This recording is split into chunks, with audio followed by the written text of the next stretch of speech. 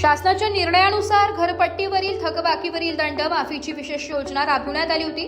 या योजनेला नागरिकांचा उत्स्फूर्त प्रतिसाद मिळत होता। गेल्या आठवड्यात सिन्नर शहरातील अनेक नागरिकांनी मोठ्या प्रमाणावर आपला कर भरलाय। त्यामुळे वसुलीत लक्षणीय वाढ झाली असून 100% वसुलीच्या दिशेने मोठे पाऊल उचलले गेले।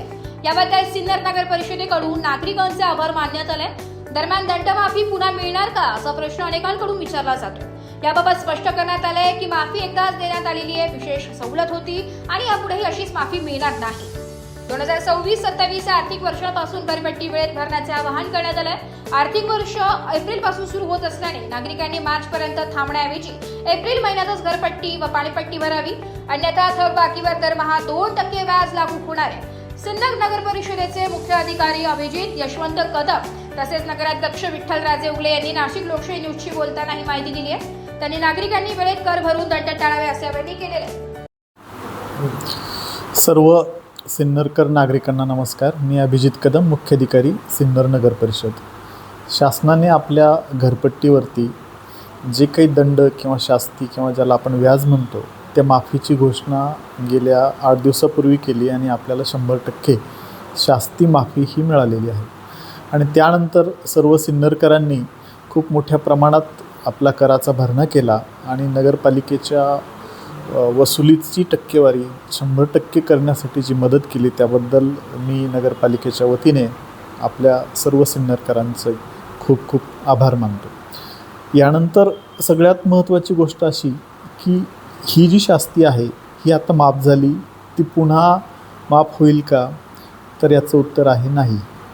ही एक वेळची बाब होती, इथून पुढं शास्ती माफी मिळणार नाही। तर मग आपण आपल्या घरपट्टीवरती शास्तीच लागू नये यासाठी काय करता येईल असे अनेक जण नगरपालिकेमध्ये विचारत असतात।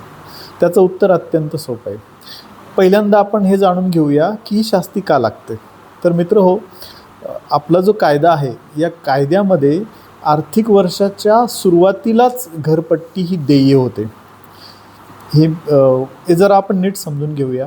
आपण जेव्हा एखादं लाईट बिल भरतो तेव्हा आपण महिन्याचा वापर काढतो आणि महिन्याच्या शेवटी त्या वापरावरती आपण जे काही बिल येतं ते आपण भरतो। परंतु घरपट्टीचं असं नाही। घरपट्टी ही देय होते ही आर्थिक वर्षाच्या सुरुवातीला। म्हणजे काय की 2026-27 हे आर्थिक वर्ष आजपासून म्हणजे 1 एप्रिलपासून सुरू झालं आहे आणि याची घरपट्टी ही आपल्याला मार्च 27मध्ये द्यायची नाही आहे, तर ती एप्रिल 26मध्येच द्यायची आहे। आणि एप्रिल 26मध्ये जर आपण भरली नाही तर ही या घरपट्टीला दर महिन्याला 2% हे व्याज आत्तापासून चालू होतं। हा कायदा आहे, यात आपण बदल करू शकत नाही। तर मग आपण काय काळजी घेतली पाहिजे? तर मित्रो, की आता आपली घरपट्टीची छपाईची बिलांची छपाईचं काम सुरू आहे आणि हे छपाई होऊन तुमच्यापर्यंत येईपर्यंत कदाचित एप्रिल महिना संपत आला असेल। तर आपण घरपट्टीचं बिल आपल्या ताब्यात मिळाल्याबरोबरच 15 एप्रिलनंतर तात्काळ या वर्षाची घरपट्टी आणि पाणीपट्टी भरावी। म्हणजे तुम्ही आता 31 मार्चला मागचं भरलं आहे तर तुम्ही पुढच्या 31 मार्चची वाट बघू नका, ते आत्ताच एप्रिल 2026मध्येच ते भरा। म्हणजे आपल्याला 2%ची जी शास्ती आहे ती लागणार नाही।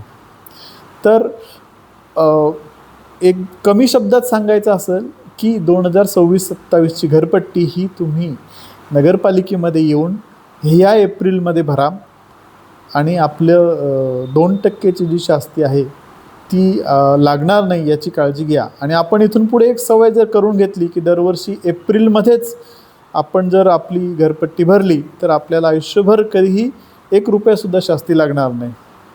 एवढं कृपया आपल्या शहराच्या विकासासाठी करा। धन्यवाद। रिपोर्ट नाशिक लोकशाही न्यूज नाशिक।